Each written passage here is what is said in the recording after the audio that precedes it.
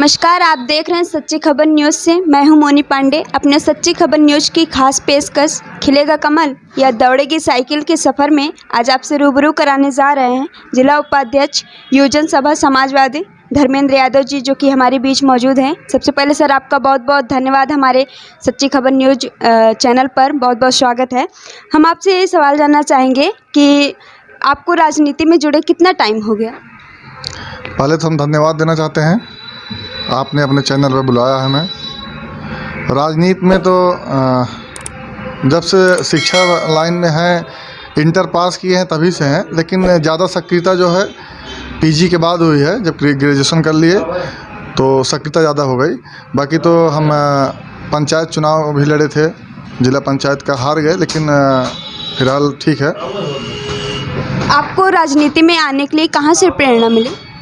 हमें राजनीति में आने से प्रेरणा मिली कि हम संत तुलसीदास से पीजी कर रहे थे, तो एक बार ऐसी हवा चली कि संत तुलसीदास में भी छात्र संघ का चुनाव होगा। तो हमारे कुछ फ्रेंड सर्कल में दोस्त लोग ने कुछ हमें प्रेरित किया कि आप भी छात्र संघ का चुनाव लड़ें, लेकिन वो सब अफवाह ही था, चुनाव नहीं हुआ। तो वहीं से हम थोड़ा ज़्यादा दिलचस्पी आ गई राजनीति में। तो हम राजनीति की तरफ आगे बढ़ते हुए हमारा सवाल पूछना चाहेंगे कि राजनीति आज जो चुनाव चल रहा है 2022 का, इस ज़्यादा सही गलत को छोड़कर जातिगत विरोध ज़्यादा लग रहा है। आप क्या करें इस पर? जातिगत विरोध, जातिगत लड़ाई ज़्यादा लग रही है। जातिगत लड़ाई जो है ये उत्तर प्रदेश का चुनाव है। यहाँ का चुनाव पिछले करीब हम पाँच पंचवर्षीय से जो रिकॉर्ड देख रहे हैं, बाकी तो दो पंचवर्षीय से हमारी सक्रियता ही है। तो उत्तर प्रदेश का काफ़ी कुछ चुनाव जातिगत आधार पे होता है, क्योंकि यहाँ हर जाति वर्ग के लोग विशेषकर अपनी अपनी एक अलग पार्टी बना लिए हैं और अपनी जात अपनी कास्ट के उत्थान के लिए बातें करते हैं। तो लोग जुड़ना भी चाहते हैं अपने नेता से। तो यहाँ का चुनाव जो है जाति पे होने ही वाला है, जातिगत पे होने वाला है। बिल्कुल बिल्कुल। जैसे आपने कहा, हमने कहा कि आप समाजवादी पार्टी से जुड़े हैं, तो इस समय चुनावी मौसम में क्या कुछ चुनावी एजेंडा लेके आ रही है समाजवादी पार्टी? चुनावी एजेंडा तो साफ है। हमारे राष्ट्रीय अध्यक्ष जी ने अपना मैनिफेस्टो जारी किया है और उस मैनिफेस्टो में अगर किसान की बात करें तो किसानों के लिए भरपूर मैनिफेस्टो में जगह मिली है। किसानों को 2 बोरी डीएपी और यूरिया फ्री देने का प्रबंध किया गया है और फ्री सिंचाई, किसानों की जो ट्यूबवेल है फ्री सिंचाई, इसके पहले भी नहर सिंचाई और सरकारी ट्यूबवेल की सिंचाई फ्री की गई थी, लेकिन इस बार ग्रामीणांचल के जो ट्यूबवेल हैं उस सिंचाई फ्री की गई है। बाकी किसानों का हर एक अनाज जो है वो एमएसपी पे लिया जाएगा। तो किसानों के प्रति बहुत विशेष उसमें जगह दी गई है, क्योंकि किसान जो है लगातार 1 वर्षों तक धरना पर रहे और इस तानाशाही सरकार ने उनकी आवाज़ को दबाने की कोशिश किया, सुनी नहीं। किसान को अन्नदाता बोलने लगे, इसके पहले उनको खालिस्तानी बोलते थे, आतंकवादी बोलते थे, मुट्ठी भर लोग बोलते थे। आखिरकार उसी मुट्ठी भर लोगों के सामने उनको अपने कदम खींचने पड़े, डिगना पड़ा उनको। और रही बात युवाओं की करें तो मैनिफेस्टो में युवाओं को एक बहुत ही बड़े स्तर पे रोज़गार की बात की गई है, उनको नौकरी की बात की गई है।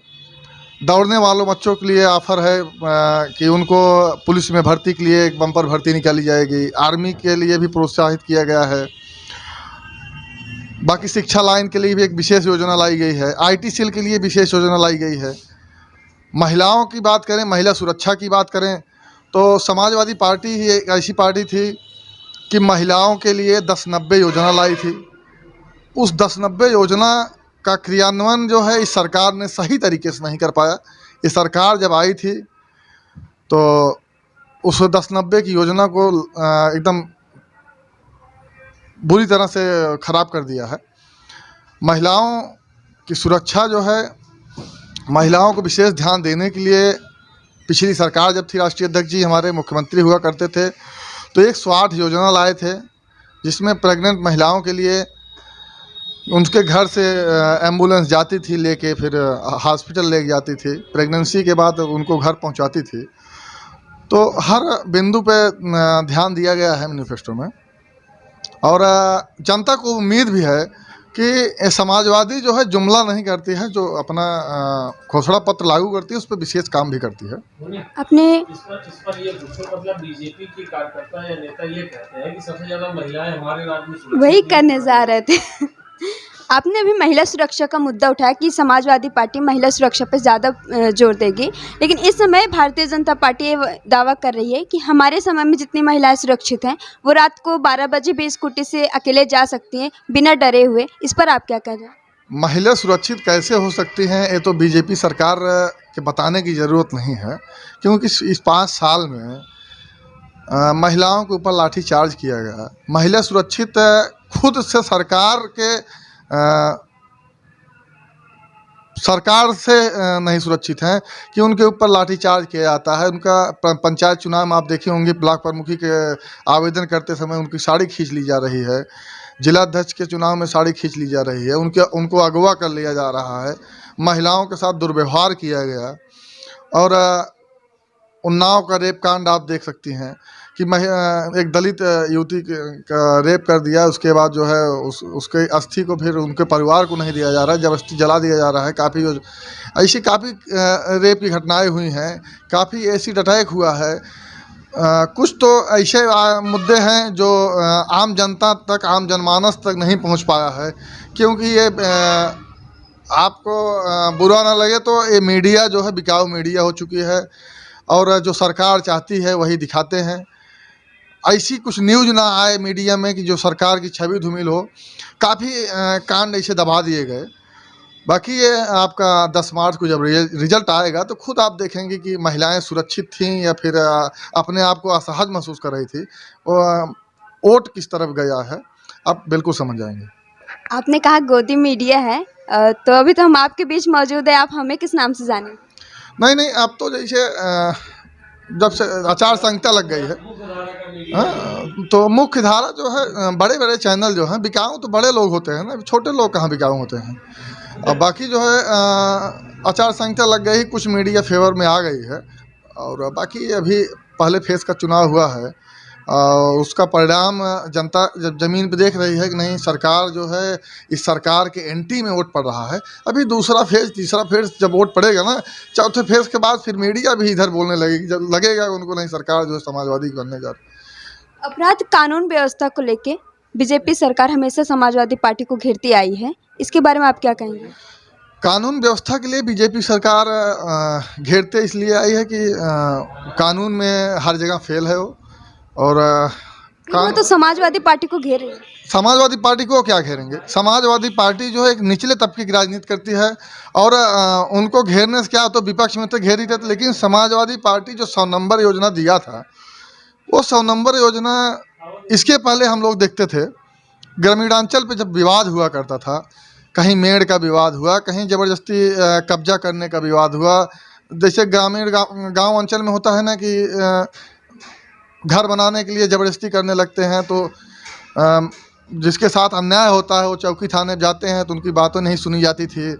उनसे पैसे की डिमांड किया जाता था, हमारा खर्चा दे दीजिए, हमें तेल दे दीजिए, तब हम मौका देखने जाएंगे। तो उसमें जो व्यक्ति मजबूत हुआ करता था, पहले से थाना चौकी मैनेज कर लिया करता था, वो फिर इसके बाद वहाँ जबरन अपना काम कर लेते थे, वहाँ सुनवाई नहीं होती थी। तो राष्ट्रीय अध्यक्ष जी ने हमारे सोचा कि हम किस तरीके से जो है लॉ एंड ऑर्डर को अपने नियंत्रण में करें, तो 100 नंबर की योजना लाए, और विश्व स्तर पर इसका जो है लोगों ने स्वागत किया इस 100 नंबर का। 100 नंबर योजना जो है ग्रामीण से गरीब, मतलब किसी भी तबके की व्यक्ति जब एक फ़ोन करते हैं तो उनको जो है जाके झगड़ा हो या फिर कुछ भी हो उसको शांत कराते हैं। बाकी जो है वहाँ की स्थिति और माहौल को संतुलित करते हैं। तो भाजपा वाले क्या बताएंगे? ऐसी कोई बताइए आप, 100 नंबर योजना को 112 कर दिए, क्या वो योजना और ज़्यादा तेज क्रियान्वित होने लगी? या फिर व्यवस्था नहीं बनाया क्या? व्यवस्था जैसे आप देखिए 5 साल में यदि उनको पुलिस पे या फिर लॉ एंड ऑर्डर को मजबूत करना था तो ऐसी कौन सी भर्ती कर दिए, पुलिस में भी अभी बहुत सी खाली सीटें बची हैं। 100 नंबर को 112 कर दिए, तो क्या कोई नई गाड़ी दे दी है 112 के नाम पे? कुछ नहीं किए, सिर्फ जो है पैसे का जो है दुरुपयोग किए।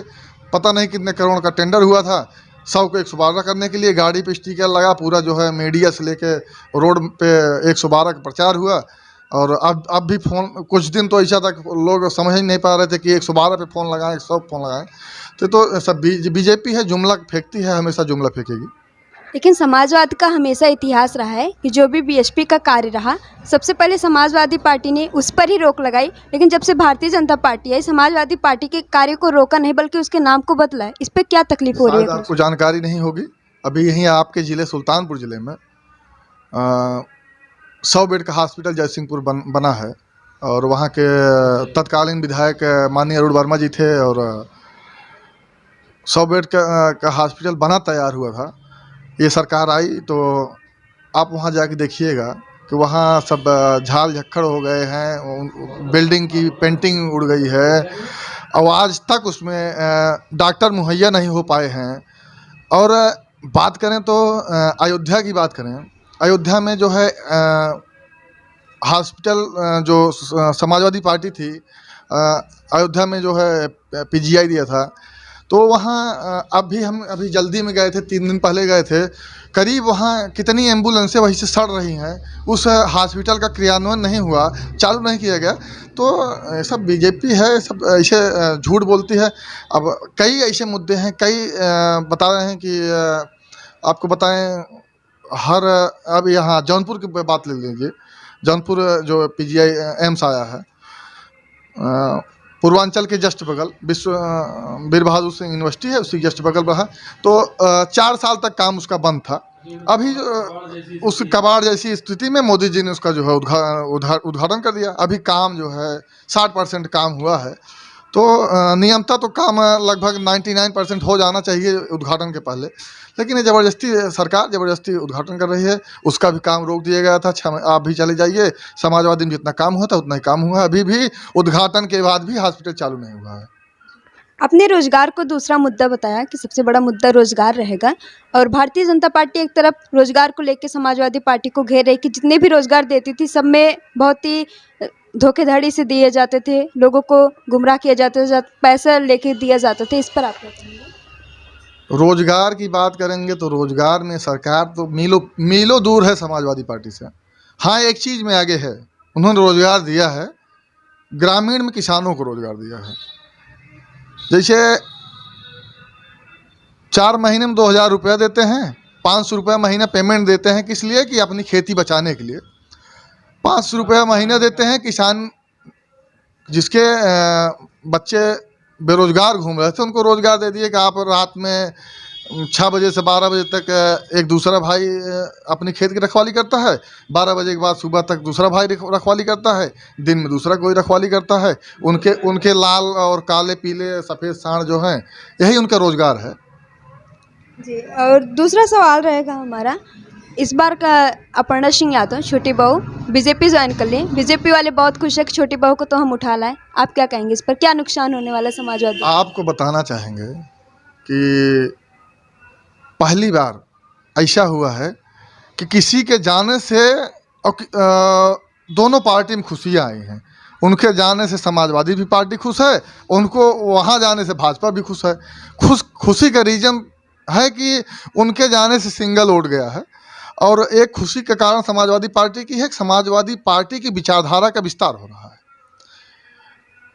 अपर्णा जी वहाँ भाजपा में गई हैं, कम से कम भाजपा वालों को सद्बुद्धि देंगी कि समाजवाद होता क्या है। और समाजवादी पार्टी इसलिए खुश है कि उनकी योजना का, उनका समाजवाद का विस्तार हो रहा है। परिवारवाद को ख़त्म कर रहे हैं भाजपा वाले, इसलिए खुशी है। भाजपा वाले इसलिए खुशी हैं कि माननीय नेताजी पूर्व रक्षा मंत्री माननीय पूर्व मुख्यमंत्री मुलायम सिंह यादव की छोटी बहू अपर्णा यादव हमारी पार्टी में शामिल हो गई हैं। एक बड़ा नाम है, बड़ा चेहरा है, उसी का ढिढोरा पीटने के लिए वो लोग खुशी हैं। लेकिन बहुत कुछ फ़र्क नहीं पड़ेगा। अगर इतनी ही खुशी थी तो उनको भी चुनाव कहीं लड़ा के देख लेते, उनका प्रभाव कितना है। आपने कहा कि समाजवादी पार्टी बहुत खुश है उनके जाने से। ये खुशी वैसे सच में है या फिर जताया जा रहा है कि कहीं घर का भेदी लंका ढाया जैसी हालत ना हो जाए, खुद को तसल्ली देने के लिए ऐसा कर? ये बताइए, घर का भेदी लंका ढाए, इतना बड़ा भेद अगर घर में था, जानती थी, या फिर परिवार की इतनी चिंता थी, तो ऐसा वो नहीं करती। लेकिन अगर ऐसी बात है तो कांग्रेस, सोनिया परिवार की मेनका जी भी थी। मेनका जी कांग्रेस का विरोध करके भाजपा में आई, और उसके बाद भी कांग्रेस ने काफ़ी अरसों तक केंद्र में राज्य किया है, सरकार बनाई है। ऐसा कुछ नहीं है, अपनी अपनी विचारधारा है, और हम लोग दिल से खुश हैं कि हमारी विचारधारा का विस्तार करने अपर्णा जी भाजपा में गई हैं। हो सकता है उसका परिणाम आप देखेंगी 5-10 साल में कि वहाँ भी कुछ विचारधारा और कुछ सद्बुद्धि आएगी। आपने अभी चुनावी एजेंडे में कहा कि पुरानी पेंशन को समाजवादी अध्यक्ष अखिलेश यादव जी इस बार जीतने के बाद बहाल करेंगे। पुरानी पेंशन को तो नेताजी के उनके मुलायम सिंह यादव जी के ही शासन में बंद करवाया गया था। उसके बाद 5 साल अखिलेश यादव खुद मुख्यमंत्री के पद पर है। आज चुनाव के दौरान ही ऐसा एजेंडा क्यों दे रहा है? दरअसल कुछ मुद्दे ऐसे होते हैं कि जनता की बात पर विचार होता है, और जब जनता में मांग उठती है तो उस पर भी विचार किया जाता है। ये मुद्दा ऐसा है कि जब नेताजी की सरकार थी और अटल जी प्रधानमंत्री हुआ करते थे, पुरानी पेंशन बंद कर दिए। फिर जब सरकार थी, नई पेंशन की प्रणाली आई, तो लोगों ने समझ नहीं पाया था कि पुरानी पेंशन और नई पेंशन में अंतर क्या है।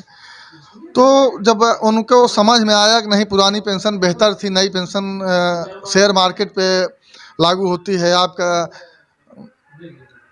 60 साल बाद जब रिटायर होते हैं, कहीं 632 रुपये, कहीं 750 रुपये, कहीं 900 रुपये पेंशन बनती है, तब लोगों में जागरूकता आई कि नहीं, ये पुरानी पेंशन बेहतर थी और नई पेंशन जो है ठीक नहीं है। तो इस सरकार के से जब लोगों ने पुरानी पेंशन को लेकर मुद्दा उठाया और धरना प्रदर्शन किया, अपनी मांग रखी, तो ये सरकार लाठी चलवा के उनको मारा पीटा, लहूलुहान कर दिया। तो फिर राष्ट्रीय अध्यक्ष जी हमारे माननीय अखिलेश यादव जी की निगाह गई कि नहीं जो है, तो फिर से उन्होंने अपने मैनिफेस्टो में लाया, उसको करने की पूरा वो करेंगे।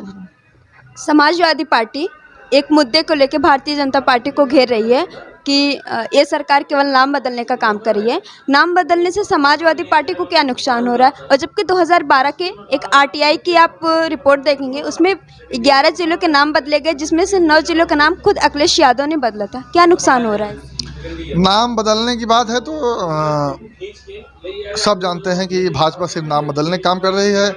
आप देख लें, 100 नंबर का नाम बदल दी, और जौनपुर का जो पीजीआई उसका नाम बदल दी, स्टेडियम का नाम बदल दी, एक्सप्रेसवे का नाम बदल दी। आप बताइए, जो पूर्वांचल एक्सप्रेस, समाजवादी पूर्वांचल एक्सप्रेस हुआ करता था, जब उसका टेंडर निरस्त कर दिए, फिर जो है उसका नाम पूर्वांचल एक्सप्रेस कर दिए। तो फिर नाम बदलने से कुछ नहीं होता है। अयोध्या की जो है फैजाबाद था, अयोध्या कर दिए। अयोध्या करने से क्या हो गया बताइए? अयोध्या क्या वो हॉस्पिटल चालू कर दिए? प्रयागराज कर दिए, प्रयागराज कुछ अलग से हो गया क्या? नाम बदलने से बहुत नहीं है। बाकी जिसका जो एक आदत सी होती है ना कि बच्चा किसी का नाम वो रखें, तो वो सब भाजपा का क्यों है। आपने कहा कि समाजवादी पार्टी ने इतने सारे काम किए थे, लेकिन 2017 के चुनाव में समाजवादी पार्टी को हार का सामना करना पड़ा। क्या कारण रहा? जैसे थोड़ा कारण ऐसा कि लोग मौजूदा विधायक ये थे, उनका भी थोड़ा विरोध था। और फिर जब भाजपा की सरकार केंद्र में बनी, तो उन्होंने महंगाई के मुद्दा लेके आया, हम गुजरात मॉडल बनाएंगे। तो यहाँ की भोली भाली जनता ये नहीं समझ पाई गुजरात मॉडल होता क्या है, वहाँ गुजरात में हुआ क्या है। तो यहाँ की भोली भाली जनता जो है गुमराह हो गई। डबल इंजन की सरकार के चक्कर में उन्होंने सोचा केंद्र में उनकी सरकार है, यहाँ भी सरकार बन जाएगी तो यूपी का विकास हो जाएगा और हम लोगों को भी रोज़गार मिल जाएगा। लेकिन ये सब जुमला निकला, सब जनता उनके जुमले में फंस गई और जगह जगह केवल लाइन लगवाने काम किया उन लोगों ने। तो इस बार जनता जागरूक हो गई है, क्योंकि पिछली 5 साल 12 से 17, 17 से 22 जनता ने कंपेयर कर लिया कि बेहतर कौन है हमारे लिए, बेहतर कौन होगा हमारे लिए, रोज़गार कौन लाएगा, शिक्षा बेहतर कौन करेगा, सुरक्षा कौन प्रदान करेगा। तो इसलिए जनता इस समय जागरूक हो गई है, पूरा मूड बनाई है। धर्मेंद्र यादव जी बहुत बहुत धन्यवाद। आप लास्ट में कुछ कहना चाहेंगे हमारे चैनल के माध्यम से जनता को? चैनल के माध्यम से पहले तो हम संदेश देना चाहते हैं कि 2005 के बाद जितने भी सरकारी कर्मचारी हैं, जितने भी संविदा कर्मचारी हैं, मैं उनको आश्वस्त कर देना चाहता हूं कि सरकार बनेगी, पूर्ण बहुमत की सरकार समाजवादी पार्टी की बनेगी, पुरानी पेंशन बहाल की जाएगी। ये एक बहुत बड़ा कोड़ था जो हमारे राष्ट्रीय अध्यक्ष जी ने ख़त्म कर दिया। संविदा को ख़त्म करके परमानेंट करने की बात की है। तो हम एक आपके चैनल के माध्यम से एक संदेश देना चाहते हैं और पूरी तरह आश्वस्त कराना चाहते हैं कि आप लोग पूरी निष्ठा और ईमानदारी और विश्वास के साथ समाजवादी पार्टी के साथ जुड़िए और सरकार बनवाइए और अपनी भागीदारी सुनिश्चित करवाइए। आप लोगों को विशेष ध्यान दिया जाएगा। और ग्रामीणांचल के निचले तबके के लोग जो है, अभी हम देखते हैं कि बिजली में इतना वसूली होती है, पिछली सरकार के मुकाबले 3 गुना बिजली का बिल बढ़ गया है। और एक भी सब स्टेशन, एक भी पावर स्टेशन, एक भी बिजली बनाने की कोई योजना नहीं, कोई काम नहीं। तो इसलिए आप लोग समाजवादी पार्टी की सरकार बनाएं और 3 श्रेणी बिजली जो है ग्रामीणांचल पे, कि एक तरीके से जो जनता को परेशान करने का साधन है कि अधिकारी लोग परेशान करते हैं, केबल काट ले जाते हैं। ग्रामीणांचल पे लोग चारा बालने के लिए मशीन लगाए हैं, समरसेबल लगाए हैं, आधुनिक हो गया सब। तो आप लोग निश्चिंत हो के 5 साल आप लोग निश्चिंत हो कर सब उपकरण का आप उपयोग करेंगे।